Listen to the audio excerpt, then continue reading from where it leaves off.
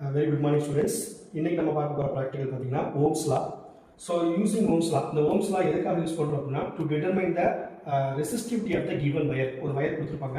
So இந்த மாதிரி ஒரு ரெசிஸ்டன்ஸ் வயர் இருக்கு. இந்த வயரோட ரெசிஸ்டிவிட்டி கண்டுபிடிக்கணும். சரிங்களா? இப்போ இந்த வயர் இந்த ஒரு வயர் இருக்குன்னா இந்த வயரோட ரெசிஸ்டிவிட்டி நம்ம வந்து கண்டுபிடிக்கணும். So இப்போ ரெசிஸ்டிவிட்டி கண்டுபிடிக்கணும் அப்படினா ஃபர்ஸ்ட் ரெசிஸ்டன்ஸ் கண்டுபிடிக்கணும். So by plotting the graph மெத்தட்ல தான் இந்த practical செய்ய போறோம். ஸோ இதுக்கு ஓம்ஸ் லா பொறுத்தவரையில் நம்மளுக்கு தெரியும் V = IR. ஸோ அப்போ அதில் வந்து R = V/I அப்படிங்கிற ஒரு ஃபார்முலா யூஸ் பண்ணி தான் இந்த ப்ராக்டிக்கல் நம்மளுக்கு முழுக்க இருக்கும். ஸோ வாங்க ப்ராக்டிக்கலுக்குள்ள போகலாம். ஃபஸ்ட்டு பார்த்தீங்க அப்படின்னா இந்த ஓம்ஸ் லாவுக்கு தேவையான ரெக்யர்மெண்ட்ஸ் பார்த்தீங்கன்னா ஃபஸ்ட்டு பேட்டரி எலிமினேட்டர், அடுத்து பார்த்தீங்கன்னா ஒரு ரியோஸ்டேட்டு, ஸோ அடுத்து பார்த்தீங்கன்னா ஒரு key, one way key, then ammeter. So ammeter என்ன பர்பஸ்க்காக யூஸ் பண்ணுறாங்க அப்படின்னா to measure the value of current, then voltmeter to measure the potential difference. அடுத்து பார்த்தீங்கன்னா the resistance of the given wire, ஒரு வயர் கொடுப்பாங்க, அதோட ரெசிஸ்டன்ஸ் கண்டுபிடிச்சு அதுக்கப்புறம் ஃபார்முலா யூஸ் பண்ணி நம்ம ரெசிஸ்டிவிட்டி கண்டுபிடிக்க போகிறோம். ரெண்டு விதத்தில் கண்டுபிடிக்கலாம். ஃபார்முலா பேஸ்டு டேரெக்டாக கண்டுபிடிக்கலாம். நம்மளுக்கு வந்து ப்ராக்டிக்கலில் கிராஃப் மெத்தடில் கண்டுபிடிக்க சொல்கிறதுனால நம்ம ஒரு 4 ரீடிங் மட்டும் எடுக்கணும். ஆகா, ஒரு 5 ரீடிங் எடுக்கணும். நம்ம ஒரு 4 ரீடிங் மட்டும் எடுத்துக்கலாம். தேவைப்பட்ட 5 ரீடிங் எடுத்து நம்ம கண்டுபிடிக்கலாம். ஸோ வாங்க ப்ராக்டிக்கல் போகலாம். ஃபர்ஸ்ட் நான் என்ன செய்ய அப்படின்னா இந்த பேட்டரி எலிமினேட்டரோட பாசிட்டிவை எடுத்து நான் என்ன செய்ய போகிறேன் அப்படின்னா அம்மீட்டரோட பாசிட்டிவ்க்கு நான் கொடுக்க போகிறேன்.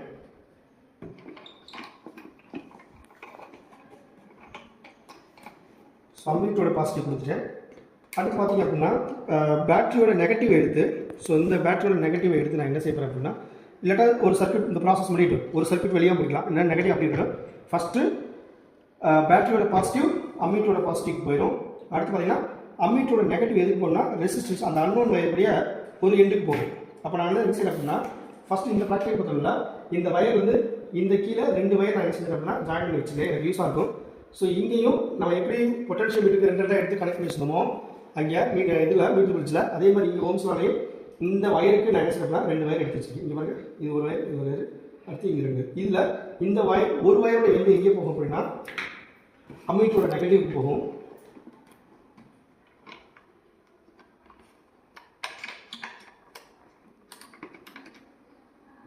அம்மீட்டரோட நெகட்டிவ் கொடுத்தேன். அப்போ இன்னொரு எண்டு இருக்கும் வயரோட, இந்த வயரோட இன்னொரு எண்டு இந்த இருக்குங்களா, இது எங்கே போகும் அப்படின்னா வோல்ட்மீட்டருடைய பாசிட்டிவ் போகும்.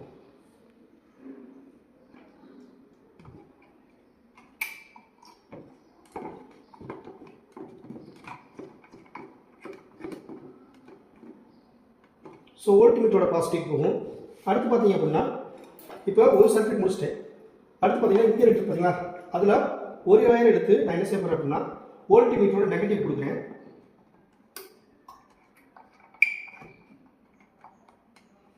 இன்னொரு எண்டு எடுத்து நான் என்ன செய்யறேன் அப்படின்னா ரியோஸ்டேட்டுடைய டாப் பகுதி கொடுக்குறேன். இங்கே பார்த்தீங்கன்னா ரியோஸ்டேட்டு, ஸோ இந்த ரியோஸ்டேட்டுடைய டாப்பில் கொடுக்குறேன்.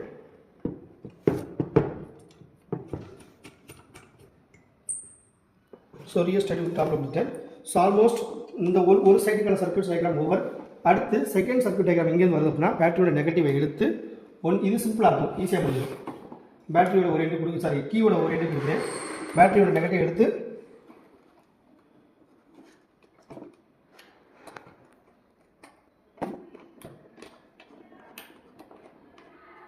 கீயோட ஒரு எண்டு கொடுத்துட்டேன். கீயோட ஒரு எண்டு எடுத்து ரியோஸ்டேட்டுடைய இன்னொரு எண்டுக்கு கொடுத்துறேன். இங்கே மேலே கொடுத்ததுனால இது கீழே கொடுத்தா கொஞ்சம் நம்மளுக்கு கரெக்டாக வரும்.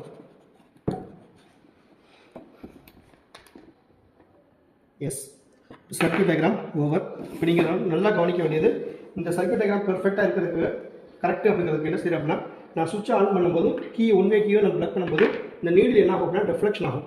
டெஃப்ளெக்ஷன் ஆச்சு அப்படின்னா ரெண்டுமே ஒரே இடத்துல டெஃப்ளெக்ஷன் ஆகும். டெஃப்ளெக்ஷன் ஆச்சு அப்படின்னா நான் கொடுத்த ரீடிங் என்ன ஆகும் அப்படின்னா கரெக்டுன்னு அர்த்தம். ஸோ அப்போ நான் என்ன பண்ணுறேன் அப்படின்னா நல்லா கவனிங்க, டெஃப்ளெக்ஷன் ஆகுதா அப்படிங்கிறத பார்க்க போகிறோம். அதுக்கு இந்த ரியோஸ்டேட்டை கொஞ்சம் ஓரளவுக்கு சென்டரில் வச்சுக்கிறேன். ஏன்னா டெஃப்ளெக்ஷன் ஆகுதா இல்லையாங்கிறது நம்ம கரெக்டாக என்ன செஞ்சலாம் அப்படின்னா கண்டுபிடிச்சிக்கலாம். ஸோ இப்போ ஆன் பண்ணுற பாருங்க, பேட்டரி ஒர்க் ஆகுது. ஸோ இங்கே கீ ஆன் பண்ணும்போது நல்லா பாருங்கள், இது ரெண்டையும் பாருங்கள் ஒரே நேரத்தில் நீங்கள் கவனிச்சிங்கன்னா கீ ஆன் பண்ண போகிறேன் நல்லா பாருங்கள், ரெண்டுமே டெஃப்ளெக்ஷன் ஆகும். இது ரெண்டுமே நல்லா பாருங்கள், பார்த்தீங்களா சூப்பராக என்ன செய்ய அப்படின்னா ரெண்டுமே ஒரே நேரத்தில் டெஃப்ளெக்ஷன் ஆகுது பாருங்கள். இப்போ வேலை கீ எடுக்கிறேன் பாருங்கள், மறுபடியும் 0க்கு போயிடும். அப்போ கீ ஆன் பண்ணும்போது ரெண்டுமே டெஃப்ளெக்ஷன் ஆகுது. ஸோ அப்போ இந்த சர்க்யூட் டயக்ராம் கரெக்டாக இருக்குது. இப்போ நான் என்ன செய்ய அப்படின்னா இந்த ரியோஸ்டேட்டை நான் 0க்கு கொண்டு வந்துடுறேன். சரிங்களா, 0க்கு கொண்டு வந்துடுறேன். ஓகே,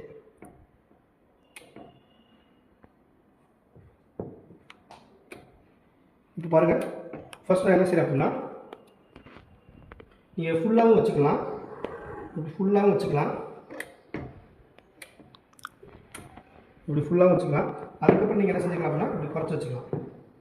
சரிங்களா? ரைட். இப்போ பாருங்கள், நான் ஒரு 6 கிலோ வச்சுருக்கேன் ஆம்பியர்ட்ட. இப்போ நான் நகர்த்துறேன். ஃபஸ்ட் ரீடிங் எடுக்க போகிறேன். நல்லா கவனிங்க. ஃபஸ்ட் ரீடிங் எடுக்க போகிறேன். நான் ஒரு 0.25 ஒரு வோல்ட்மீட்டர் ரீடிங் வச்சுக்கிறேன்னு வச்சுங்களேன். எஸ், இப்போ எனக்கு நான் 0.25 வச்சுருக்கேன். இது இதாகக்கூடாது, ஷேக் ஆகக்கூடாது, ஏன்னா ரீடிங் மாறக்கான வாய்ப்புகள் இருக்குது. இப்போ 0.25 அக்யூரேட்டாக இருக்கான்னு பார்த்துக்கோங்க. மாற்றலை அப்படின்னா மாற்றிக்கிறோம். பார்த்துக்கோங்க. 0.25 அப்படின்னா எனக்கு கிடைச்ச ரீடிங் என்னன்னு பாருங்கள், கரெக்டாக 1 இருக்குது. ஸோ ஃபஸ்ட் ரீடிங் நான் என்ன செய்கிறேன் அப்படின்னா, இங்கே அப்ராக்சிமேட் ரஃபாக எடுத்துக்கிறேன். இது வின்னு வச்சுக்கிறேன், இது ஐ, தென் ஆர்ஸ் ஈக்குவல் டு V/I ஓம். இதுதான் நான் கண்டுபிடிக்க போகிறேன் ப்ராக்டிக்கலோட ரீடிங். ஃபஸ்ட் நான் என்ன செஞ்சேன், ஆம்பியர் எவ்வளோ 0.25, ஏன்னா ஒவ்வொன்றா 0.25, 0.5, 0.75 ஒன்று இருக்குது. இப்போ நான் ஆம்பியர் கரண்ட்டோட வேல்யூ நான் என்ன செஞ்சுக்கிறேன் அப்படின்னா 0.25 வச்சுக்கிறேன். எனக்கு அப்போ கிடைச்ச ரீடிங் பார்த்தீங்கன்னா, எனக்கு அக்யூரேட்டாக சொல்லணும் அப்படின்னா இந்த மாறிக்கிட்டே வரும். இப்போ பாருங்கள், எக்ஸாக்டாக 0.25 இருக்குது. எனக்கு இங்கே வந்து என்ன கிடச்சிருக்குன்னா மாறிக்கிட்டே வரும். ஏன்னா டெம்பரேச்சர் இன்க்ரீஸ் ஆகிருச்சா, அந்த வோல்டேஜ் கரண்ட் பாஸ் ஆகும்போது டெம்பரேச்சர் இன்க்ரீஸ் ஆக இதோட வேல்யூ என்ன செஞ்சுக்கிட்டே இருக்குன்னா மாறிக்கிட்டே வரும். ஸோ இப்போ வந்து ஒன்றுன்னு சொன்ன பார்த்தீங்களா, இப்போ பாருங்கள் நேரத்தில் 1.2 இருக்குது, 1.2. அடுத்து பாருங்கள், இப்போ நான் 0.5 வைக்கிறேன்னு வச்சுக்கோங்களேன். எஸ், 0.5 வைக்கிறேன். அப்போ எனக்கு என்ன ரீடிங் கிடைக்குது பாருங்கள். 0.5 வைக்கிறேன். இப்போ ரீடிங் பார்த்தீங்கன்னா 2.2 கிடைக்குது.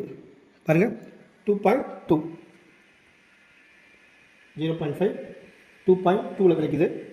அடுத்து பார்த்தீங்க அப்படின்னா எஸ், ஒரு 0.75 வைக்கிறேன். 0.75 எனக்கு என்ன கிடைக்குது அப்படின்னா 2.9, ஸோ அப்ராக்சிமேட்லி 3, 2.9 எனக்கு கரெக்டாக சொல்ல போனோம் அப்படின்னா இங்கே. ஓகே, இப்போ பாருங்கள் 0.75 எனக்கு என்ன கிடைக்குதுன்னா 2.567 தான் கிடைக்குது. இங்கே கரெக்டாக இருக்கான்னு செக் பண்ணிக்கணும். எஸ், கரெக்டாக இருக்குது. 2.7 கிட்ட கிடைக்குது. அடுத்து ஃபைனலாக இன்னொரு ரீடிங் எடுக்கலாம். நான் 1 வைக்கிறேன், கரெக்டாக 1 ஆம்பியர் வைக்கிறேன்.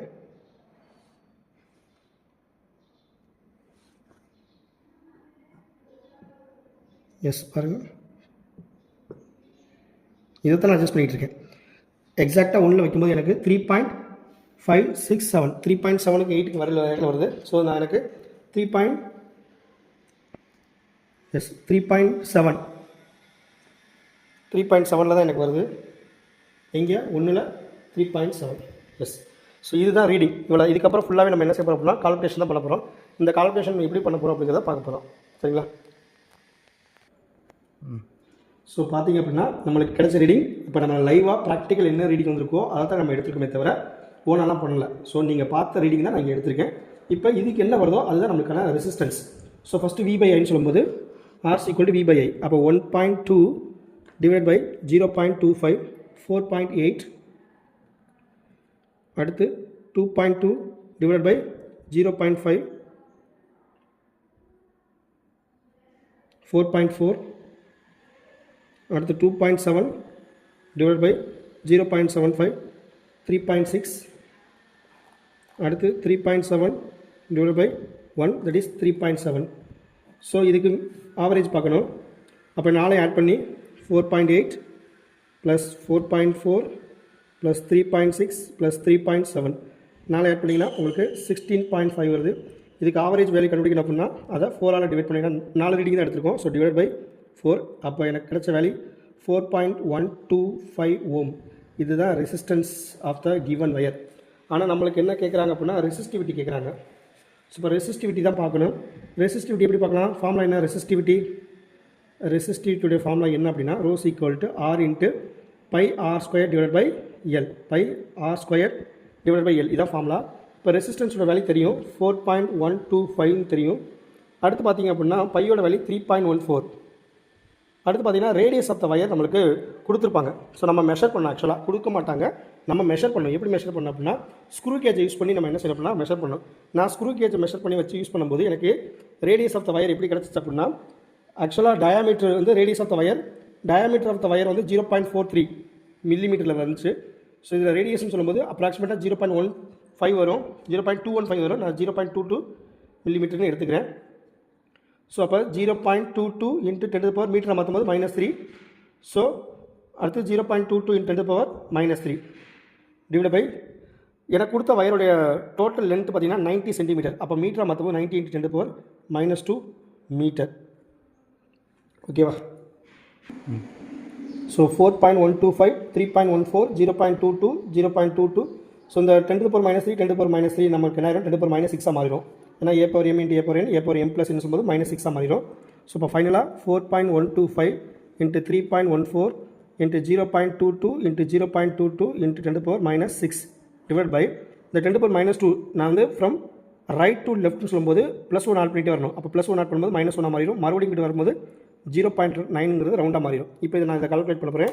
எனக்கு ரெசிஸ்டிவிட்டி எவ்வளோ வருது அப்படின்னா 4.125 இன்ட்டு 3.14 இன்ட்டு 0.22 இன்ட்டு 0.22.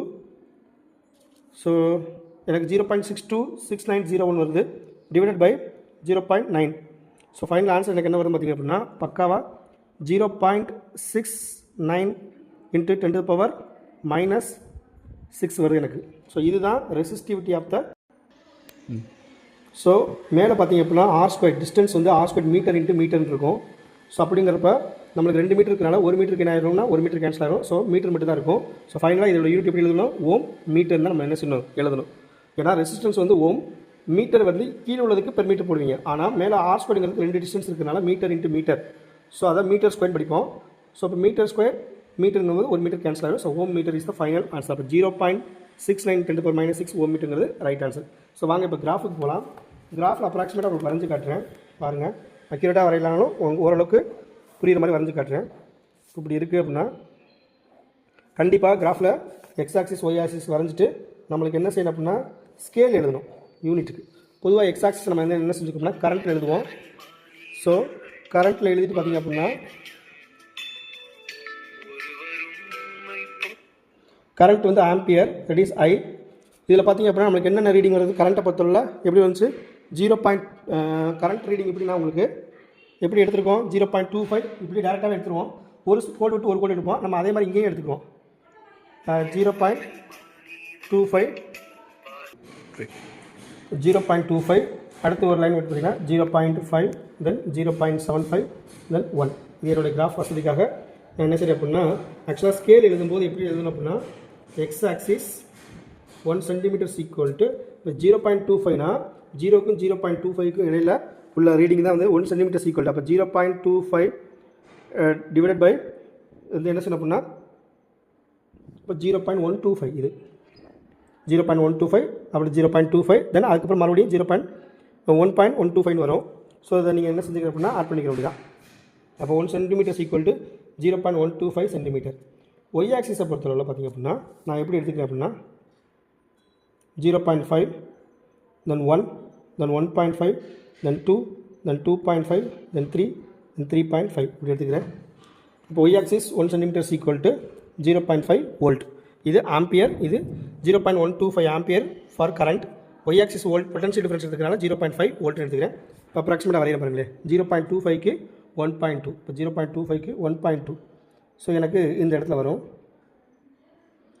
அடுத்து பார்த்தீங்கன்னா 0.5க்கு 2.2, 0.5க்கு 2.2, இப்போ 2 இந்த இடத்துல 2.2 இங்கே வரும். அடுத்து 0.75க்கு 2.7, ஸோ இந்த இடத்துல வரும். அடுத்து பார்த்தீங்கன்னா 1க்கு 3.7, 3.5, தென் 3.7ங்கிறப்ப மேலே போயிடும், இந்த இடத்துல வரும். ஸோ நான் அப்ராக்சிமேட்டாக கிராஃப் வரைகிறேன் அப்படின்னா ஸ்ட்ரைட் லைனில் கிடைக்கணும்.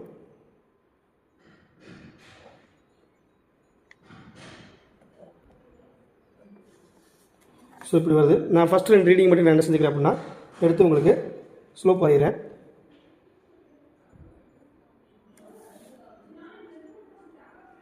இந்த மாதிரி ஸ்லோப் வரையணும். இப்போ கரண்ட்டுங்கிறதுனால இது I1, இது I2. அதே மாதிரி இங்கே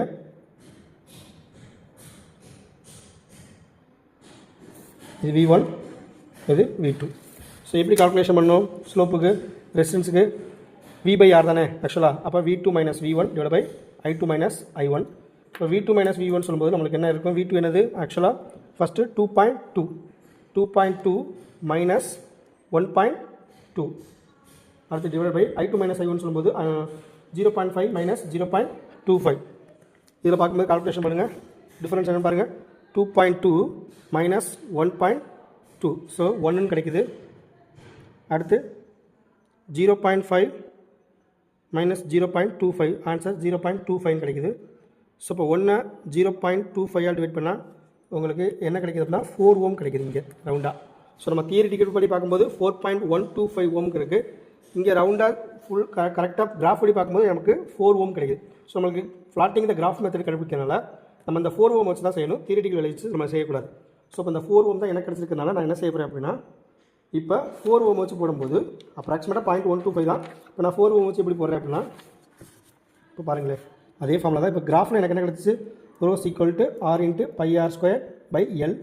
R வந்து என்ன? 4 ஓம் × 3.14 × 0.22 × 0.22 × 10⁻6 டிவைட் பை 0.9. இப்போ பாருங்கள் 4 × 3.14 × 0.22 × 0.22. So divide by 0.9. ஸோ இங்கேயும் எனக்கு 0.67 × 10⁻6 தான் பர்ஃபெக்டாக இருக்குது. ஸோ தியரிட்டிக்கல் வேலையில் 0.69, கிராஃபில் வந்து 0.67. ஸோ உங்களுக்கு 12th பொறுத்தவரை ப்ராக்டிக்கல் பை பிளாட்டிங் இந்த கிராஃப் மெத்தட்னு சொன்னதுனால நீங்கள் இந்த மாதிரி மெத்தடில் தான் செய்யணும். ஓகேவா? Thank you students. தேங்க்யூ.